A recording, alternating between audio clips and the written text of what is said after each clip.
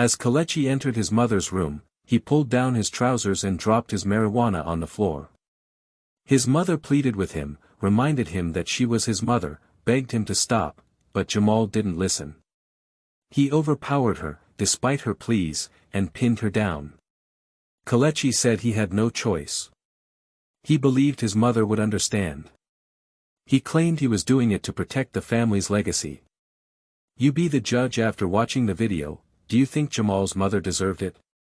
In Ibadan, there are several elite circles. Some exist to create powerful connections, ensuring their men always show up with money during events. Others are pure cults, and that's what the Circle of Elders stood for. This was the secret society Chief Balagan belonged to. Everyone knew Chief Balagan, the wealthy power broker. He was so influential he could decide elections. His monetary power was unmatched. If he supported you, success was almost guaranteed. And he had spent generously, always making headlines. But one thing about Chief Balagan, no one knew how he made his money. His wife, Madam Ifeoma, married him knowing full well that his wealth came from questionable sources. She didn't ask questions. She chose comfort over curiosity. Though a Yoruba man, Balagan didn't care for traditional wisdom. He scoffed at the old saying, "A house built on blood will crumble in shame." He ignored it. The couple had 3 children. One day, Balagan hosted yet another extravagant party, nothing new. He called it Celebration of Legacy, even though it wasn't tied to any special occasion. As usual, the house was packed. His cult brothers came, about 10 of them. They arrived in a convoy, dressed in white agbadas and red caps. Each carried a staff with a python's head carved at the top. It was during events like this that Madam Ifeoma would show off.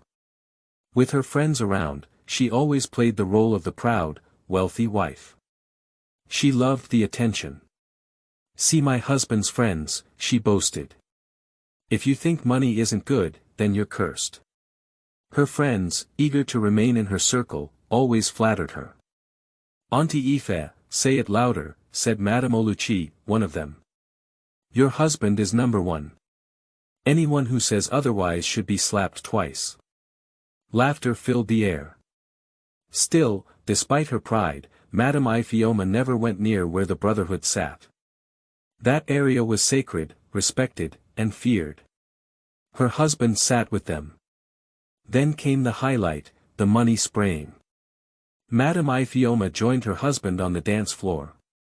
The brotherhood showered them with money, dollars, euros, pounds, naira, it flew everywhere. People scrambled to collect what they could. After the festivities, some young women were brought in by car. Madame Ifeoma had seen this happen before, 2 or 3 young ladies regularly brought into the house. She never saw them leave. And she never asked questions. That evening, the girls were led into a room she had never been allowed to enter in all her 15 years of marriage. As she watched, her husband gave her a piercing look that warned her to mind her business. She quickly retreated into her room. There, she went online and began ordering luxury items, gold jewelry, bags, shoes, things she already had in abundance. Meanwhile, in the secret chamber, horror unfolded. The girls, lured by promises of Dubai trips, were sacrificed in a ritual to renew Chief Balagan's wealth. They were rendered numb with charms. A brotherhood member slit one's throat, collected her blood into a cup, and poured it onto a snake-headed idol in the corner. The second girl was killed the same way. After the gruesome ritual, they sang. "Congratulations to us," they chanted, shaking Balagan's hand. When the brotherhood left with the bodies, only Elder Bako stayed behind. He had introduced Balagan to the cult decades ago. They went to the bar for drinks. "Congratulations, brother," Bako said. "Thank you. But sometimes, I wonder, was all this worth it?" Balagan replied, looking distant. "What do you mean?" Bako asked. "I've killed so many innocent people. I may not live more than 10 more years. I'll leave behind a ticking time bomb for my family. You did what you had to, Balagan. Poverty pushed you to this. As long as your family's enjoying wealth now, don't regret it. And when I die? Bako paused before saying, true. I feel for my wife too.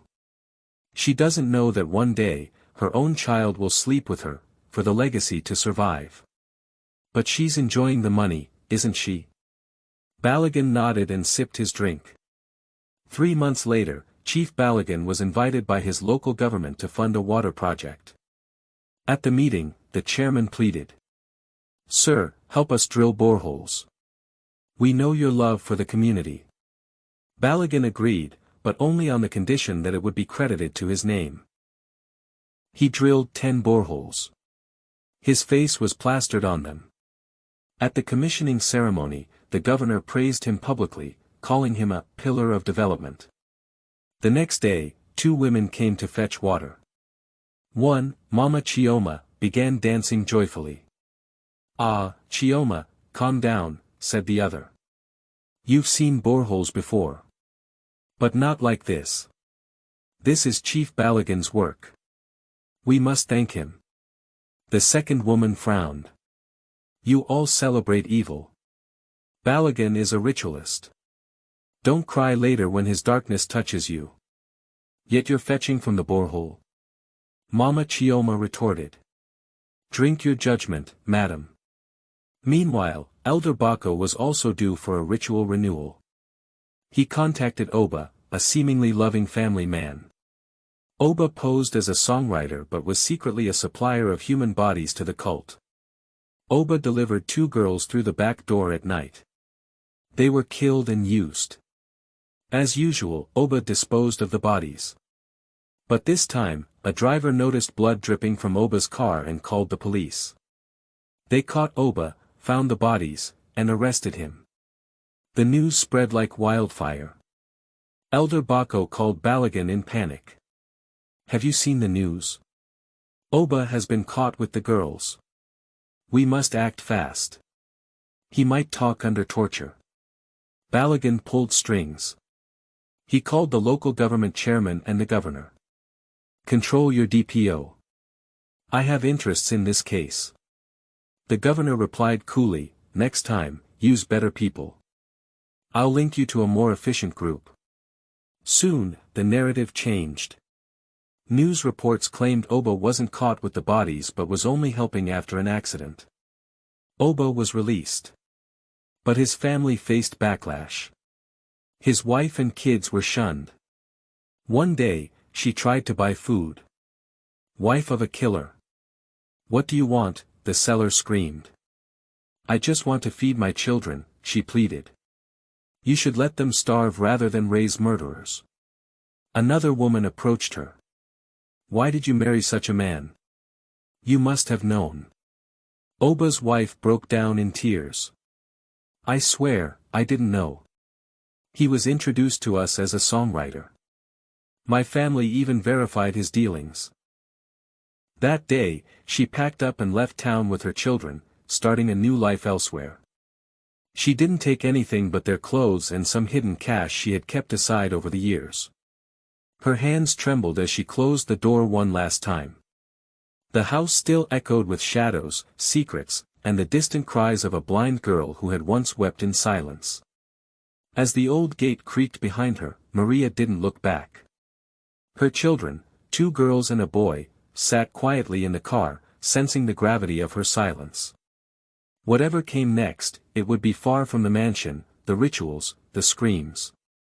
The town slowly forgot Maria.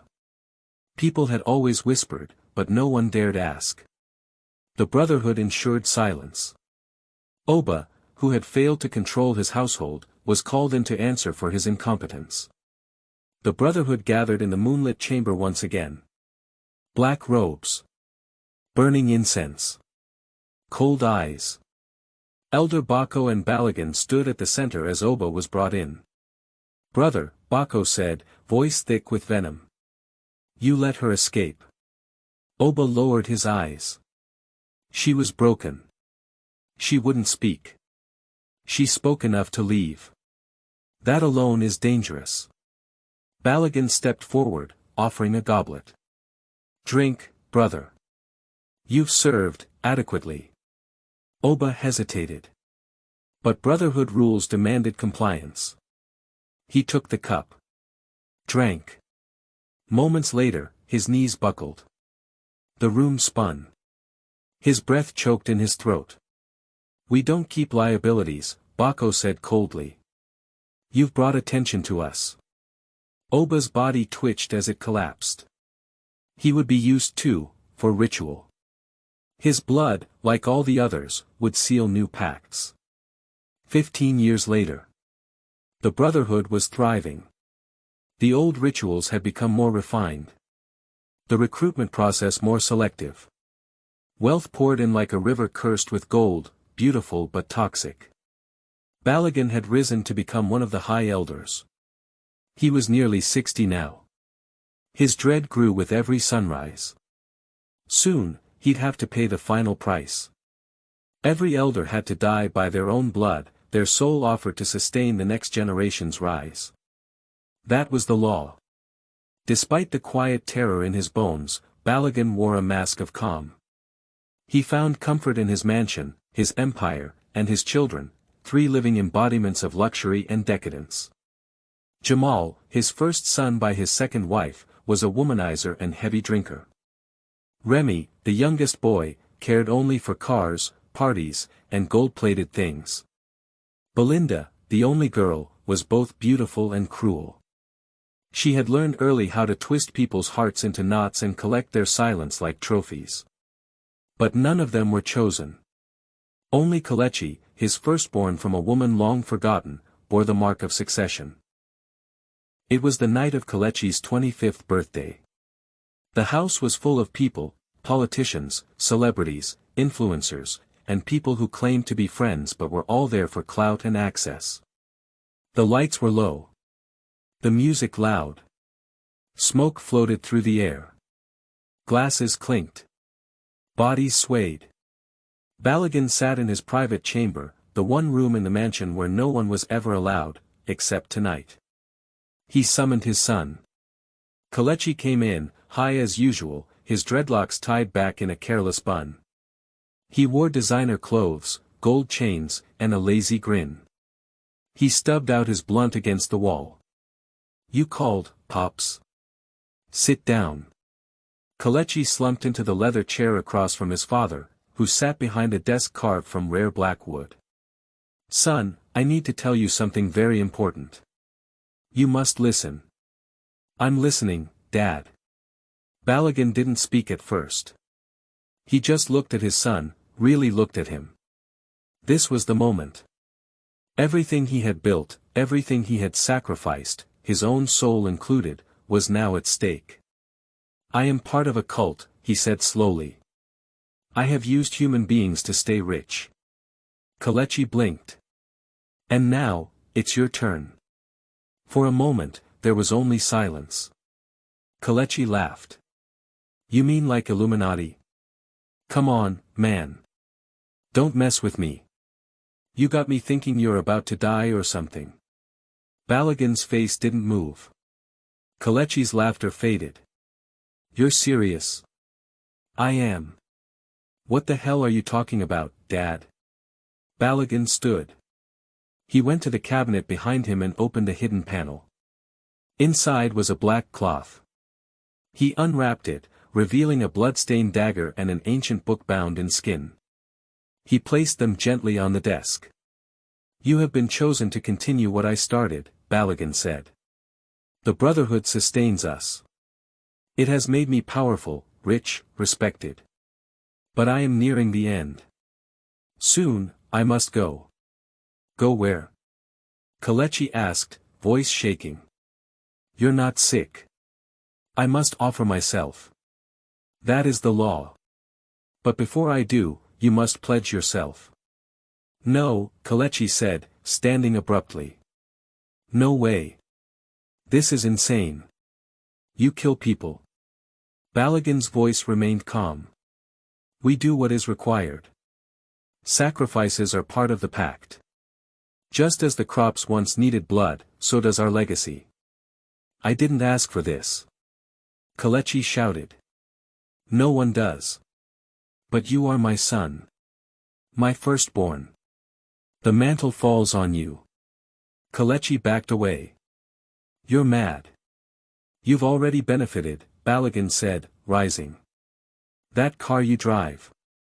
The education you never appreciated. The women, the fame, it was all bought with blood. Now, you must pay. Kelechi stormed out of the room. That night, he didn't sleep. The drugs didn't work. The music didn't distract him. All he could see was the dagger. The book. His father's eyes. He tried to tell Jamal. But Jamal laughed it off, too drunk to care. Remy? He was too busy arguing with a girl about his newest gold chain. Belinda watched him carefully though. She said nothing, but something in her eyes hinted that she already knew. Kelechi left the party before dawn. He drove aimlessly, ending up on the outskirts of the city. There, he sat in his car, shaking. He didn't want this life.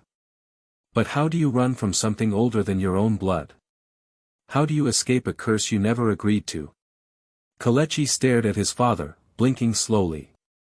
His high was dissipating fast, burned away by the horror that now settled in the pit of his stomach. For a moment, he thought Balagan was joking, some cruel, elaborate prank. But the old man's eyes, cold and gleaming, held no trace of humor. I need you to take the oath, Balagan said. Soon. My time is running out. The Brotherhood will expect your initiation before the next blood moon. Kelechi laughed nervously. Dad, what the hell are you talking about? You're scaring me, man. I'm giving you everything, Balagan replied, his voice turning urgent. You've seen the houses, the cars, the business empire. You think all that came from smart investing? No, son. It came from blood. From sacrifice. And now, you have to carry it forward. Or everything crumbles. Kelechi stood up, shaking his head. You're insane. You'll change your mind when they come for you, Balagan said calmly, leaning back. They always do. That night, Kelechi couldn't sleep. His mind kept cycling through the conversation. He remembered odd things from childhood, strangers who visited and were never seen again, sudden disappearances, whispered arguments behind closed doors, the smell of burning incense that made his eyes sting, and those cold black robes hidden in a locked trunk in his father's study. Now it all made sense. The wealth wasn't just corrupt, it was cursed. The next morning, Kelechi left the house without a word and drove for hours, trying to outrun what he now knew. He ended up in a rundown church at the edge of town, half crumbling and mostly abandoned. An old priest named Father Damas stood at the altar, sweeping dust with the hem of his robe. He looked up when Kelechi entered. Help me, Kelechi said simply. My father, he's part of something. I don't want to be like him. Over the following weeks, Kelechi kept returning to the church. Father Damas told him of others who had tried to break from generational darkness, most of whom either disappeared or died. The Brotherhood was ancient, older than colonial records, wrapped in tradition, wealth, and silence. They were everywhere, in government, in law enforcement, even the clergy. You can't just walk away, Father Damas warned. You have to fight. But how do you fight a phantom? Back at the mansion, Balagan grew weaker. His bones ached, his breath came in gasps. His nights were plagued with nightmares, screaming spirits of those he'd sacrificed clawed at him in his dreams. He summoned the Brotherhood and confessed that Kelechi had refused. He will come around, Elder Bako said with certainty. Or we will handle it. Balagan nodded slowly, shame creeping into his old heart.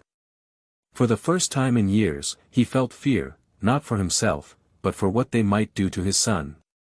Meanwhile, Jamal, Remy, and Belinda remained oblivious.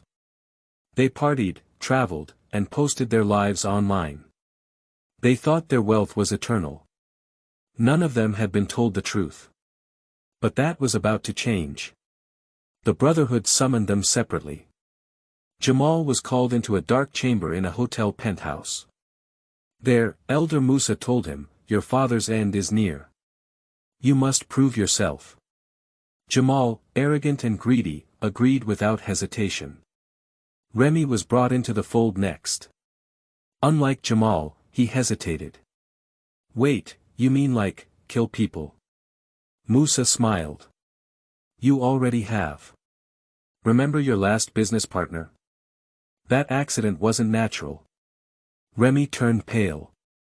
Belinda was last. She was seduced with the promise of even greater influence, modeling deals, real estate, and foreign investments. "But you must contribute," Elder Baco said. "Your child." Belinda, who had just discovered she was pregnant, recoiled in horror. "No," she whispered. "I won't." Baco's eyes darkened. "Then we will take it." Kelechi returned home after 3 months. His hair was longer, his eyes darker. Something inside him had shifted. He didn't speak to his siblings, just went to Balagan's chamber, where the old man lay in a hospital bed. "I'm not doing it," Kelechi said quietly. "You die alone." Balagan tried to speak, but no words came out. His eyes pleaded. "You deserve to rot," Kelechi added, his voice steady. "But I'll pray for your soul. Not because you deserve it, but because I don't want to become you." That night, a black crow appeared at the window. It cawed once and flew away. Balagan died at midnight. The Brotherhood gathered to prepare his burial, private, no press, only black cars and silence. His body was not placed in a coffin but was lowered into a hidden chamber beneath the earth, where the others slept. In the weeks that followed, chaos descended. Jamal was arrested for drug trafficking. His face appeared on every news channel. His screams echoed through the station as his empire crumbled. Remy overdosed and was found in a hotel bathtub. The autopsy revealed strange symbols carved into his skin, ritualistic markings. Belinda tried to flee the country but was caught. Her unborn child was taken by the Brotherhood. She was never seen again. Kelechi, now living in a modest flat, worked as a carpenter's apprentice. He had nothing but peace. One night, he found a letter under his door. The Brotherhood